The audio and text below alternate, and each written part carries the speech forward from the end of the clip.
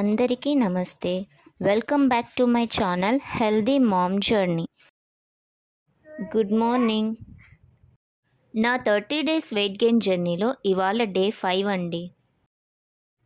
Okay అండి, ఇవాళ నా రొటీన్ ఎలా ఉందో చూద్దాం. మార్నింగ్ వామ్ వాటర్తో స్టార్ట్ చేసి డ్రై ఫ్రూట్స్ తీసుకున్నాను. నెక్స్ట్ పాలకి బదులుగా రాగి మాల్ట్ తీసుకున్నానండి. నెక్స్ట్ బనానా తీసుకున్నాను.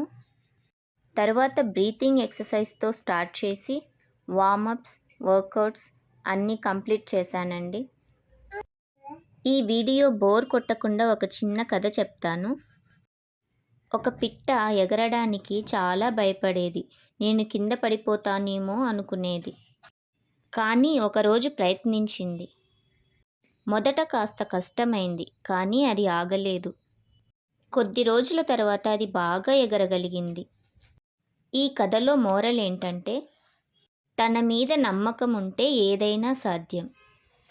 నేను కూడా మొదట్లో చాలా భయపడ్డానండి ఈ జర్నీని స్టార్ట్ చేయడానికి. కానీ ఇప్పుడు మెల్లమెల్లగా కంటిన్యూ చేస్తున్నాను. నెక్స్ట్ బ్రేక్ఫాస్ట్ కర్డ్ రైస్ తీసుకున్నాను. సమ్మర్లో బాడీని కూల్ చేస్తుందండి కర్డ్ రైస్. కానీ వెయిట్ గెయిన్కి ఇదొక్కటి సరిపోదు కదా. అందుకే అందులోకి నెయ్యి, పల్లీలు, జీడిపప్పు, దానిమ్మ గింజలు, 2 ఎగ్స్ యాడ్ చేశాను. ఇవాళ బనానా షేక్ తీసుకోలేదండి, అందుకే 2 ఎగ్స్ తీసుకున్నాను. అలాగే మిడ్ డే స్నాక్ ఆరెంజ్ తీసుకున్నానండి. లంచ్లోకి tomato curry and radish fry. ఇవి కూడా 2 మీల్స్గా తీసుకున్నాను. నా వీడియోస్లో ఏదైనా చేంజ్ చేయాలన్నా లేదా నా వెయిట్ గెయిన్ రొటీన్లో ఏవైనా చేంజెస్ చేయాలన్నా ప్లీజ్ నాకు సజెషన్స్ ఇవ్వండి, కామెంట్స్ రూపంలో తెలియచేయండి. వీడియో బోర్ కొట్టకుండా ఇంకో కథ చెప్తాను. ఒక అమ్మ ఎప్పుడు పని, బాధ్యతలు అంటూ తన ఆరోగ్యాన్ని ఎప్పుడు పట్టించుకునేది కాదు.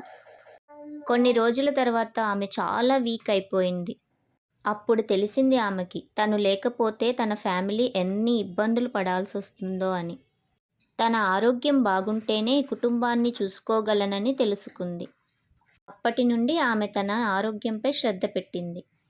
ఈ కథలోని మోరల్ ఏంటంటే, ముందు ఆరోగ్యం, తరువాతే మిగతావి.